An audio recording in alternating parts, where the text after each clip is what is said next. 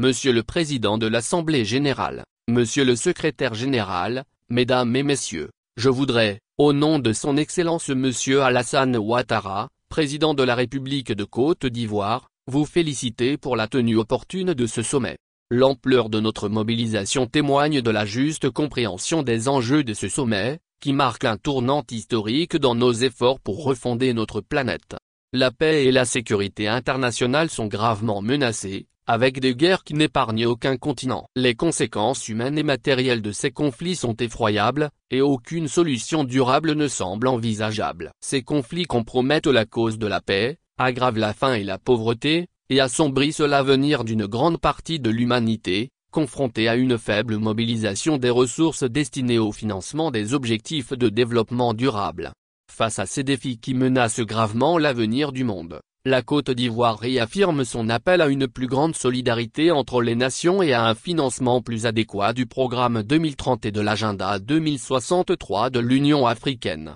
Dans cet esprit, mon pays se réjouit de l'élan de solidarité qui a permis l'adoption des documents ambitieux de notre sommet, à savoir le pacte pour le futur et ses annexes. Notre grande attente est que ce pacte favorise l'avènement d'un monde juste et durable, à travers des actions concrètes et déterminées.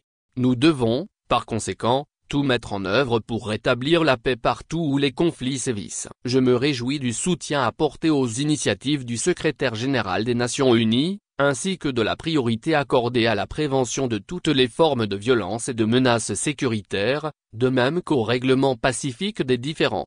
Monsieur le Président, dans les domaines de la science, de la technologie, de l'innovation et de la coopération numérique, nous devons intensifier la coopération multipartite et les partenariats pour renforcer les capacités, transférer les technologies et mobiliser les ressources financières nécessaires, afin de faciliter l'accès aux opportunités offertes par la science et la technologie, de stimuler l'innovation, de réduire la fracture numérique et d'améliorer la gouvernance des technologies émergentes, en particulier l'intelligence artificielle. Le pacte numérique, que nous avons adopté, s'inscrit dans cette dynamique et permettra, nous en sommes convaincus, d'aborder de manière spécifique ces enjeux fondamentaux.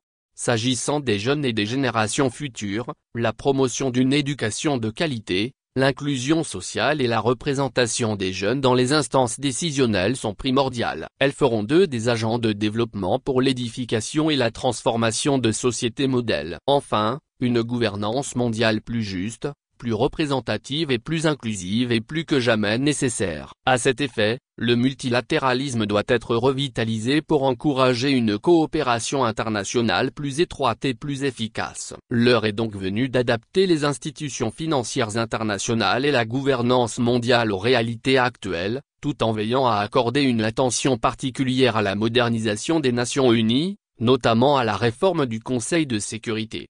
Monsieur le Président, la Côte d'Ivoire fonde un réel espoir dans la mise en œuvre effective des recommandations de ce sommet, dans l'intérêt des jeunes générations et pour un avenir de paix et de prospérité pour tous.